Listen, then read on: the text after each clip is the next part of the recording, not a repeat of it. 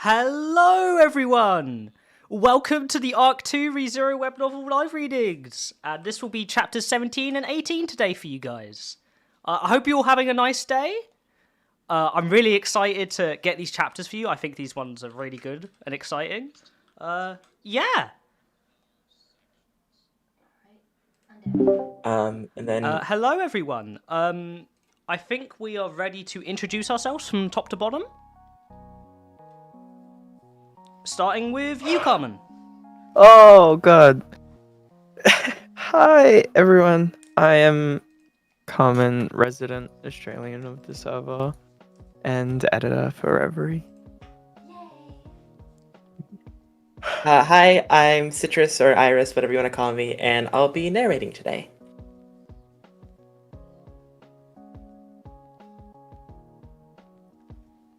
Your turn, Palzard. Oh, it was flipped on the other. Whoops. Oops. Hi, I'm Palazard Connor, resident translator. Typically ROM during these live reads, but I will probably just be doing some narration today. Yo, I'm Proof Space. I'm an editor. I'll just be listening in today, so that's cool. I'm Kyles. I'm your Amelia. I'm covering for Betty today because we have a few sickies. So I'll be your Amelia and Betty. And I'm Wolf. I'm the manager of this project, and I forgot to introduce myself earlier, so I'm doing it now. I play Subaru. It's fine. You're lost anyway. Yeah. But yes, I'm sure you all notice we are down a few of our regulars today. It seems like just out of happenstance, all of us who live in different parts of the country and world ended up getting sick at once. We gave you all our sickness. Sorry. The plague. Thankfully, we only have 2 chapters ready for today.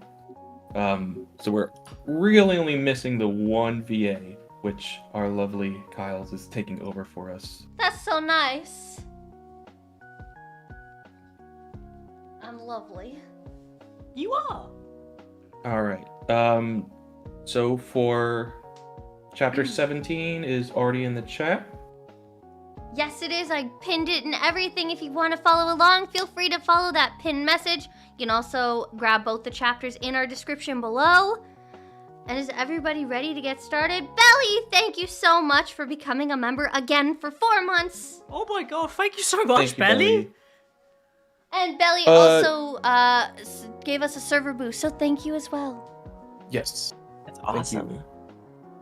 you. Should we test the Stream Deck option for the internal thoughts real quick?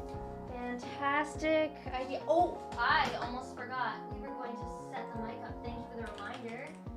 Voice mod. Maybe we have the echo now that I took a little longer. I'm going to sound really far away. Apologies. One moment. Damn. I don't have it. All right, clean. Hello, everyone, and thank you for your patience as well. I'm sure Wolf already covered all of that, but we do appreciate it as we were getting everything set up today. Thank you so much, guys. Everything happened at once today, it seems.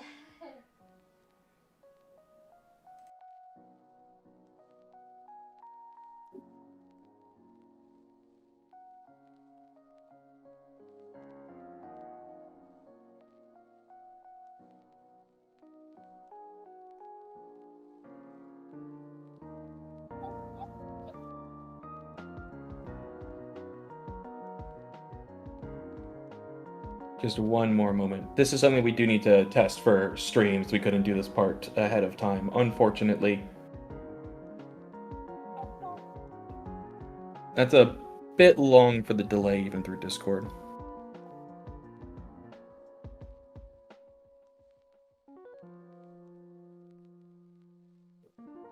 Put up our gain as high as we can. I can hear myself so Okay. Something else to test. Test. Okay, we're alive. And we turn that off. We can do that later. We'll do an actual stream for that instead. I think it'll be a lot easier. I've edited everyone's audios as we went. Wolf and I will just have to get really close to the mic and deal with it that way. Do you guys still hear an echo now? No, but you are much louder. Yeah, I was gonna say. Beautiful. That's what I wanted. Last stream, you could barely hear Wolf or I, but that's because we're actually at the mic. Everyone on Discord, please readjust. I don't want to hurt your ears. No echo now? And are we Thank you, aggressively... Elder Lich. Thank you, Elder Lich. Are we aggressively louder than the rest of the cast? If so, we will Yes. adjust. Please let us know. Bum, bum, bum. We're aggressively louder. Okay, I'll twist. Okay, hopefully that's a little bit better.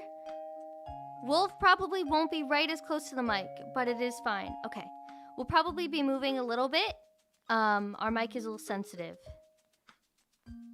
And now I'm going to test out our Steam Deck soundboard, so listen up, I guess. Yeah, last little bit of testing. Boom. Okay, that's going off just fine. Thank you, Pow, for becoming a member. Thank you, Pow. Yay! And that's Pow, not Pal. Pow. Okay, we got our chains. Perfect. And I love the anone, so we added. Okay, it looks Hi, like that's Current. coming up. Hi, I'm back. Hi, Current. Alright, I think we are good to go. We will not have internal dialogue sound yet. We haven't paid for the new mods that are needed for the voice stuff. We will get on that. Kyle's has a million bills to pay first, and then we will get it. Belly, thank you so much for gifting 5 memberships. We really appreciate you. Thank you, Belly. Thank you so That's much, awesome. Ellie. Thank you so much. You gifted to So funding this Purple. operation. Yeah, really. You gave to Purple, Heavenly Noomba, More Thomas, I Caesar, and Vibaka. Some names we know very well. And Valtsu, the Anone is Amelia sound clip. I think it's from Memory Snow, if I'm not wrong, but it's cute as hell. It is. Anone? yes. Anone? Alright. I think we're all tested up and good. Do we have our narrator picked out yet for 17? It's me. Yeah, I have that It's for Citrus. Citrus, and then I think that's set to switch to me partway through, and then we can do the same for the next chapter. Yeah, or I Citrus thought- can just take over. Do you want to do it at the break? Yeah, we'll have to switch that one as the break. Perfect. Alright, I have the sound effects starting up now. I found that a lot of the scenes are hard to tell that they've switched if the narrator maintains the same for some of these, when you can't hear the 9 little symbols in the chapter breaks. Yup.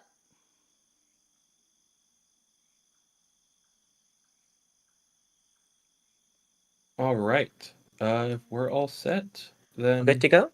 All set, and whenever you're ready, Citrus, take us off. All right. Arc 2, Chapter 17, Sound of Chains.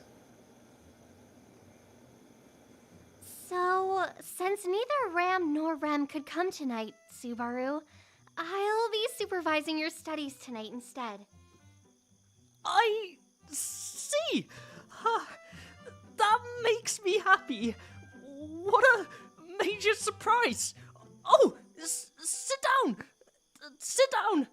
You want some tea? I've got some tea and snacks here. After inviting Amelia into the room, Subaru rapidly began setting up for her visit in a panic. He sprinted out in the hall towards a room that supplied hot water for the servants on that floor, then prepared some tea cakes and dashed back into the room. The whole setup took him about 2 minutes. Using all the skills he gained from his time as a servant in the mansion, Subaru had achieved a feat that not even Roswell, the lord of the mansion, had seen before. Wait's over. I'm back. I've got the tea and some tea snacks for us to enjoy together. I get the feeling you've forgotten the main focus that I'm here for. Wait, can I ask you something? In response to her question, Subaru just tilted his head in confusion. Seeing Subaru just holding the tray and staring blankly at her, Amelia pointed to the bed. Isn't that bed too carefully made? Ah! No! Not really! No! I wasn't up to anything! Just trying to get Rami to sleep there! Nothing fishy here! What were you planning to do with Ram lying in your bed, Subaru? A sudden turn towards a grievous misunderstanding! He placed the tray on his desk and dove towards the bed, looking quite suspicious as he did so. He ransacked the bed, undoing all the work he had spent so much time setting up. There! Now it's all ruined! There we go! A messy bed is good enough for a bad girl like Rami! So, you're still trying to get her to sleep here? My follow-up was dead on arrival! Puck! I need backup! It's past his bedtime, so he won't come out. It doesn't really matter, though. Amelia crossed her arms and looked away from Subaru, who was grasping for the gray cat. It's good that you get along with Ram and Rem, but you seriously need to have some restraint, especially since those two are still young. You know, I like that you have such chaste ideals, but isn't there someone in the mansion who is more deserving of that reminder than me? Hint, the pervert with long hair! I'm done. I've given up on trying to correct you. I've reached a point where the light vanishes from Amelia Tan's eyes! It even sends a shiver down my spine! With the look of resignation in her eyes, Amelia looked like an abandoned puppy or something, no longer begging to be brought inside for shelter. Basically, to Subaru, Amelia would be cute no matter what. E-M-T! Amelia Major Angel! I can tell by the look on your face that you're saying something stupid. Maybe I'm finally starting to understand you, Subaru. That's great to hear! But don't think you can see through me that easily! Oh! Here's your tea! Oh, thank you very much. Amelia accepted the tea gifted to her and gently sipped it to quench her throat. Subaru sat on his bed and drank his tea, allowing Amelia to use the chair at his desk. The two shared tea, some snacks, and some relaxing, peaceful time together. Perhaps moments like these could be called happiness. That is definitely what you're feeling, Subaru. Even though you said your normal name, I feel like it resonated with me for some reason. It's a trick of the language. Basically just pronounce it like it was written with hiragana. It's just saying an obvious word like it was a natural one. Amelia responded like his explanation was obvious, seemingly having gotten used to Subaru's antics. Subaru was relieved to know that he was at least somewhat enjoying their quiet time together. Some time passed quietly.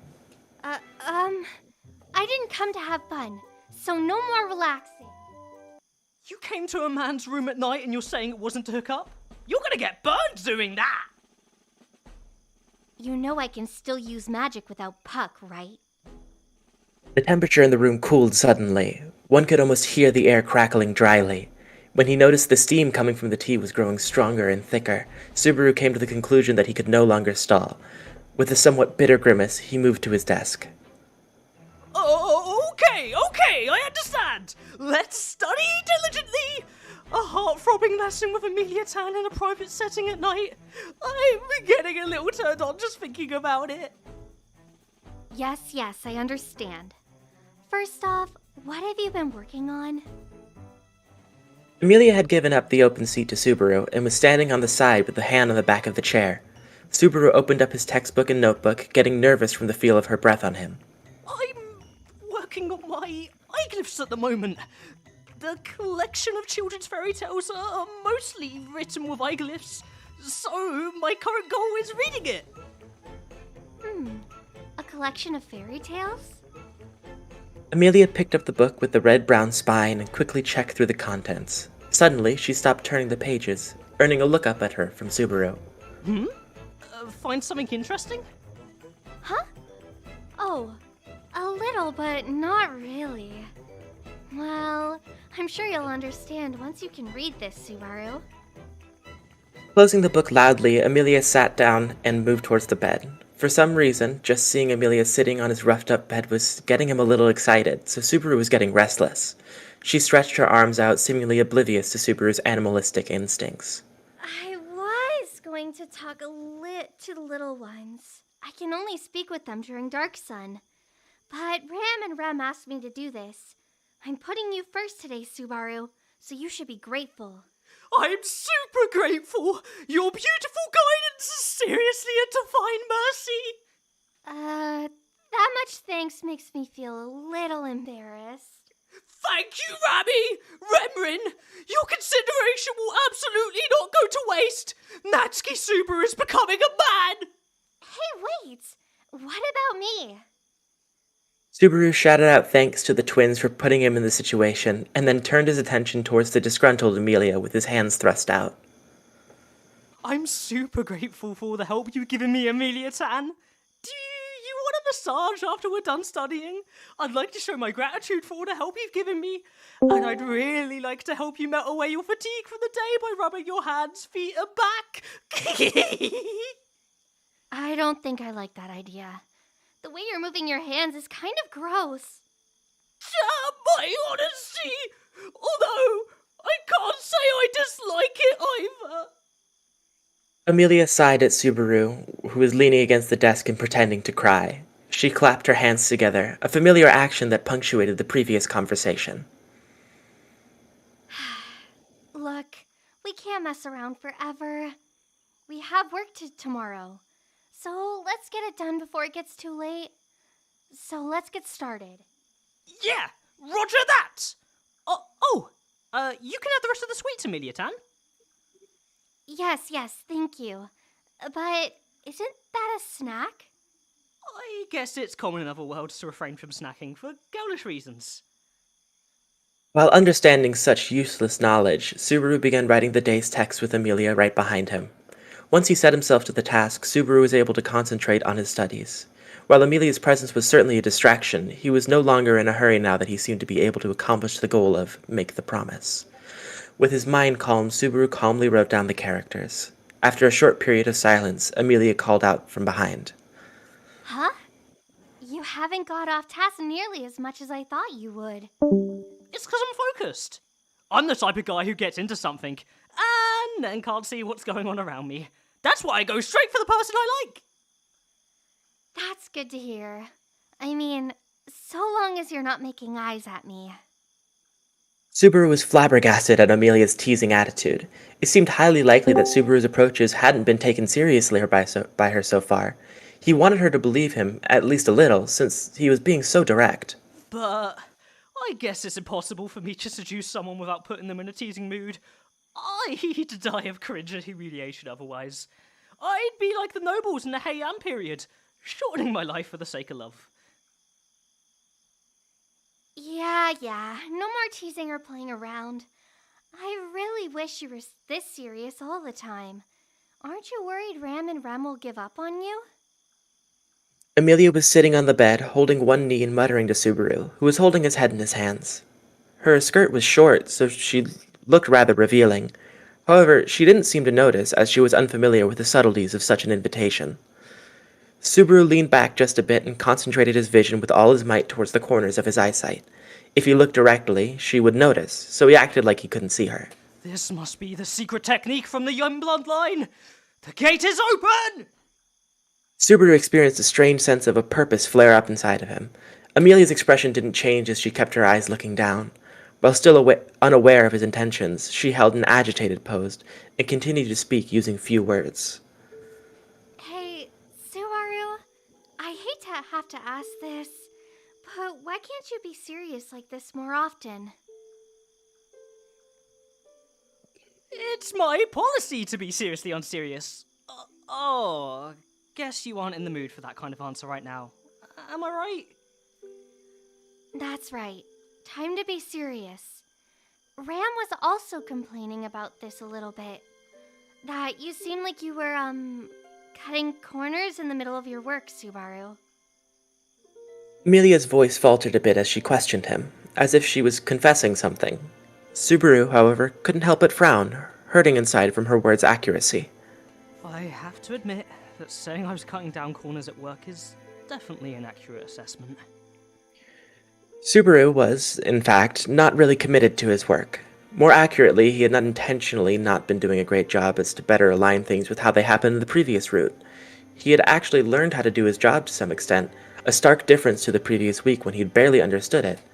It could be said that his skills, which were previously all C rank, were now all rated C+ rank. It was certainly true that he was at the beginning of a massive climb up the servant's slope, but it seemed that even the slightest bits of improvement hadn't gone unnoticed by his seniors. Feeling a wave of guilt, Subaru found his tongue too heavy in his mouth to speak. Seeing Subaru unable to utter another sentence, let alone refute her accusation, Amelia muttered to herself. I knew it.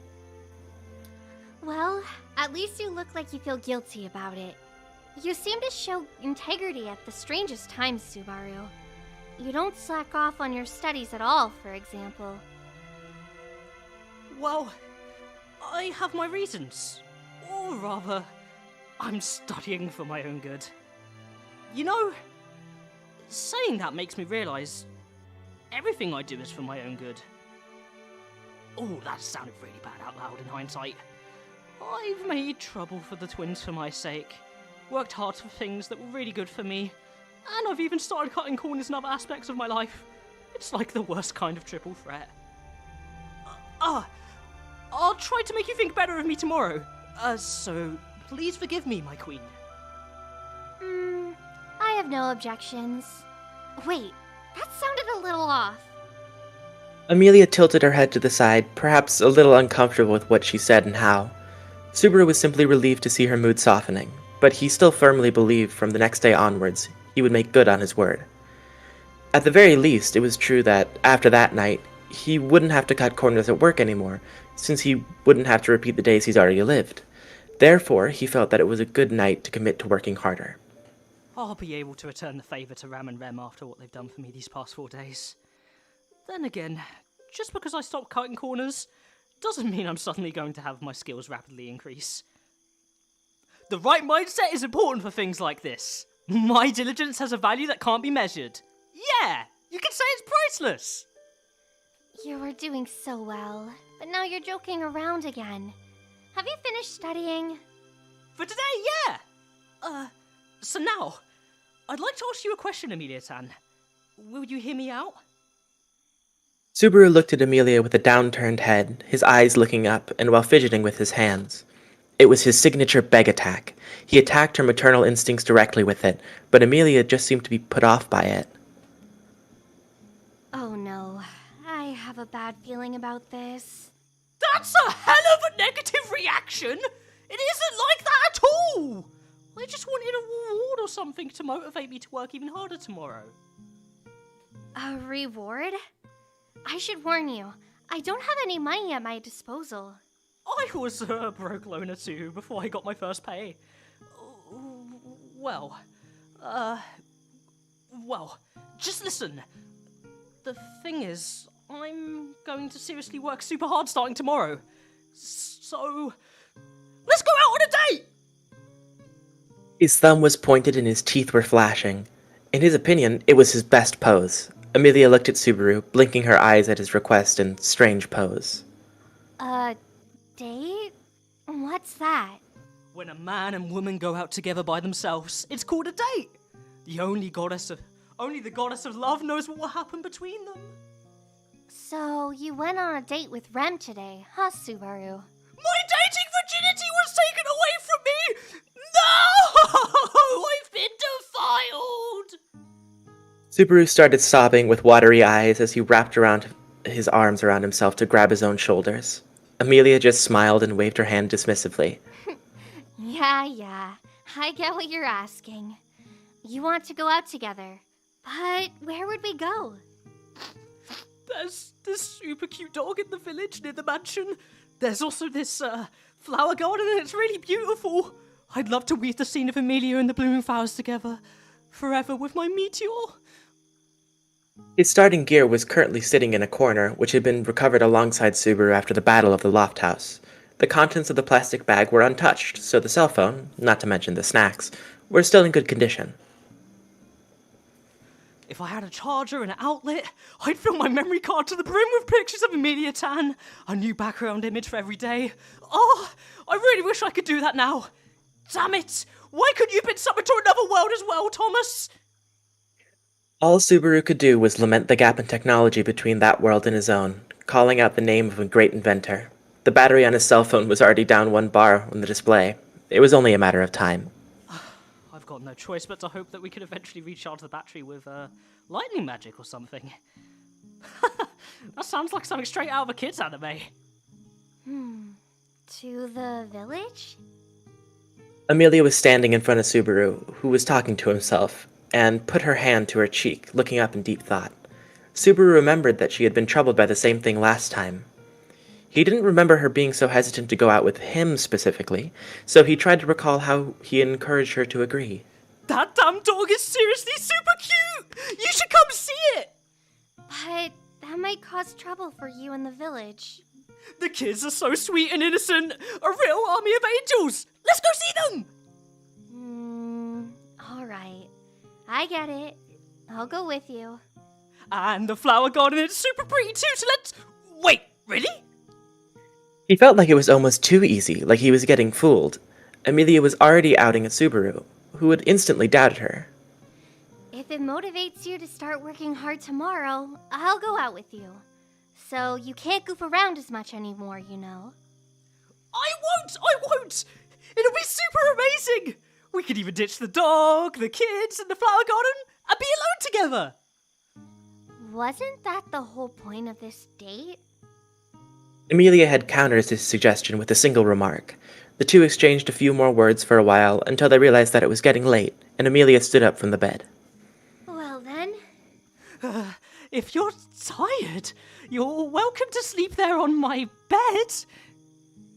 Your bed's a mess, so I think I'll pass. Also, why are you breathing so heavy? Shit! Why is it so Rammy? Even when you're not here, you're in the way! Subaru looked out his window to the stars and couldn't help but imagine the stars as Ram's face looking down at disdain from him from the sky, even though her face had been imagined with the pinnacle of gratitude only moments prior. Next to Subaru, who was imagining himself as a corpse beneath the sky, gaze from the sky, Amelia walked over to his window and out towards the stars too. The stars sure are pretty tonight. I'm sure it's going to be a beautiful day tomorrow. Yeah. It's going to be a day to never forget. Doing that all right? Amelia turned around, likely to reprimand Subaru for making jokes again, but stopped herself when she saw him. Maybe it was because of expression, which was more serious than normal. Noticing that Amelia had stopped talking, Subaru blinked and turned to her. Huh? What's happened? I should warn you. I am so tired. If you're still here for too long, I may mistake you for a body pillow.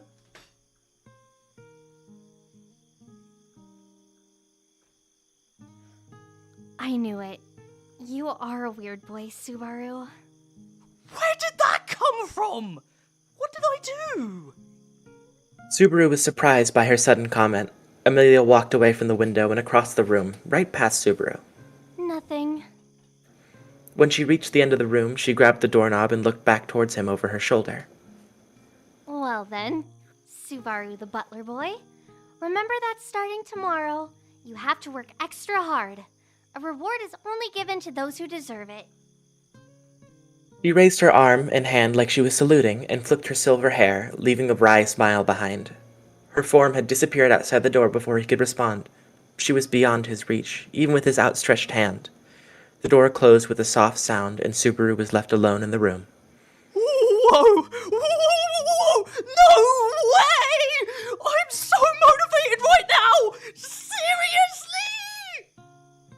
The promise he was determined to make again had been made, and now Subaru could face that night again. I just have to make it through the 4th night and reach tomorrow. The 5th day, right? The time left in the game is only about 6 hours. In that case, game on, Lord Fate! Subaru laid back against his bed, on the floor. He was sitting, hoping that the night would gradually just turn to morning. The cool floor had warmed from Subaru's body heat after he had been sitting there for 2 hours, and it wasn't helping him stay awake. Despite that, he had managed to stay awake. He was as alert as he could be, in fact. There was an obvious reason why. Who could possibly sleep with their heart beating this fast? His heart was indeed pounding rapidly, loudly, and sharply. The sound of it was ringing in his ears. He could actually feel the blood moving through his body, and his fingertips were complaining of a slight numb sensation. Oh, I must be like this because I can't wait for my time with Amelia tomorrow. Come on. What am I? A grade schooler the night before a field trip? This is just like when I ended up oversleeping on the day of my graduation class trip. Really, his entire family had overslept. They all must have been too excited to get to sleep on time. Subaru was still haunted by the shame he felt from being the only kid that day who brought a convenience store lunch. Reflecting on that painful memory of his past, Subaru looked up and out to the sky to distract himself. The stars were shining as always, and the moon had been making some progress west, moving little by little. There were about 4 hours remaining before the sun rose in the eastern sky. That feels like a really long time still. Even though I'm not tired at all, I still have to stay alert because I have no idea what's going to happen. Considering there's a possibility of getting attacked, killing time is out of the question. The only thing Subaru could do for the time being was to continue thinking and listening to the pounding sound within his body. He thought back on the previous 4 days, specifically the second round of them. He had been quite out of it when he first came to, and there were a number of differences since the previous loop. There must be a decent change to how the last night would unfold. On the other hand, he had accomplished all of the main events that he had remembered, and even had a few new ones his second time through. If I assume that reset was because I missed an important flag, is there a chance the study sessions would count for that?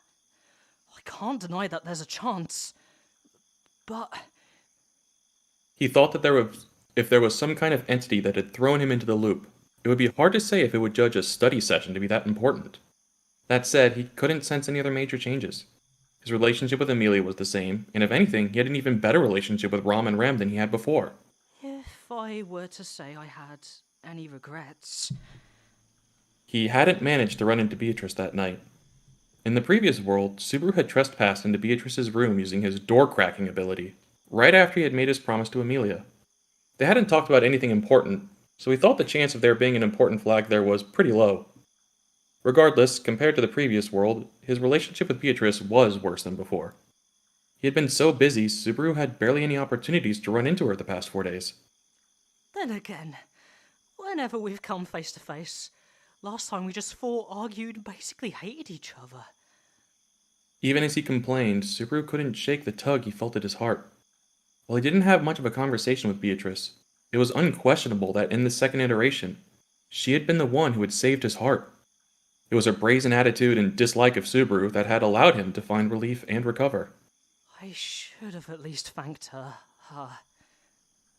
He was sure she would have no idea what he was talking about, and he could practically guess what her response would be if he told her. Thinking of Beatrice, Subaru couldn't help but smile, despite the fact that they would just throw insults at each other whenever they met. Thinking back on their constant battles was a memory that made him laugh in hindsight. If he could just see tomorrow and greet the morning sun, he'd be able to do all he wanted and more. There were so many things he wanted to say not just to Beatrice, but also to Ram, Rem, even Roswell. Of course, they would have to forgive him for waiting until after he had said all 10,000 things he wanted to say to Amelia. Wait, is 10,000 even enough? Oh, guess I'll have to show the rest of what I can't say with my actions. He imagined himself and Amelia with their arms wrapped around one another, her looking up with rosy cheeks, and their lips meeting. He was getting himself even more excited by just playing the scene out in his head. When he thought back over the previous 4, technically 8 days, he couldn't help but laugh a little.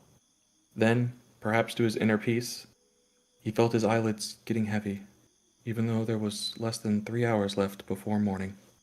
After all that, it wouldn't even be funny if I fell asleep now. It's not like I'm playing an online game. He rubbed his eyes as he spoke, trying to rid himself of his sudden sleepiness. However, the fatigue was being accompanied by a slight chill. He couldn't help but shiver, and found himself smiling bitterly.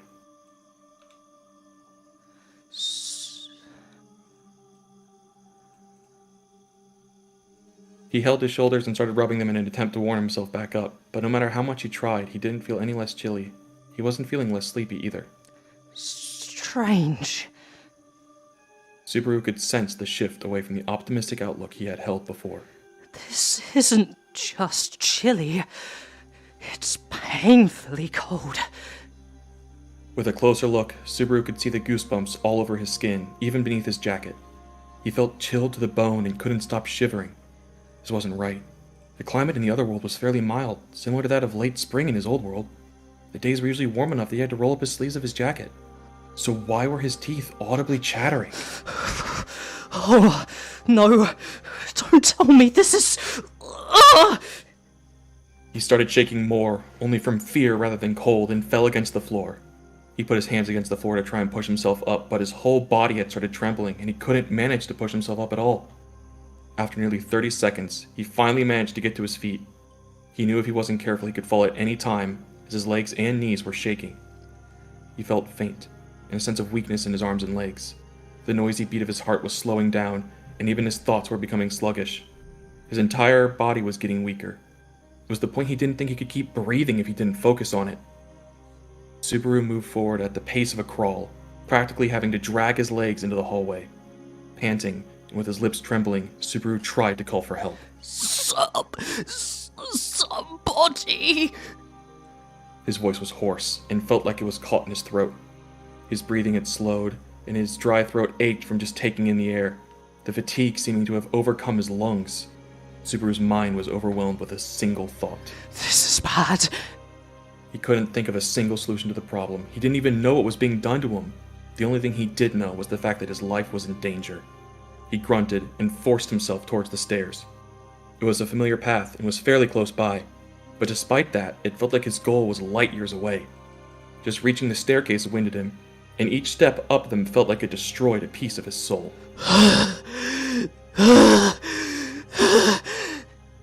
Resorting to crawling on all floors, he somehow managed to reach the upper floor. Just down the dim corridor was his destination, the person Subaru was seeking. Feeling like his insides had all melted and mixed together, he was unable to hold back the nausea and tears welling up in his eyes. But still, his legs moved forward and forward. Amelia! I have to get to Amelia! A sense of duty, a feeling of obligation, some unnamed emotion drove Subaru forward. There was no longer any desire to save his own miserable life, but he felt an absolute sense of responsibility to make it there. Amelia's room was on the far end of the west side of the upper floor of Roswell's mansion. By the time he reached the same level as her, Subaru's worldly life was already near its end.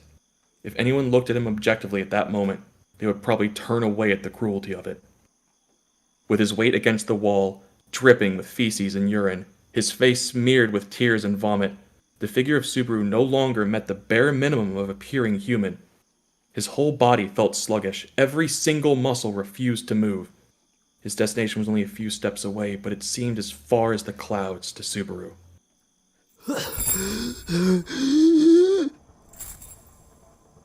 He still heard a high-pitched ringing in his ears, even over the sounds of his ragged breathing.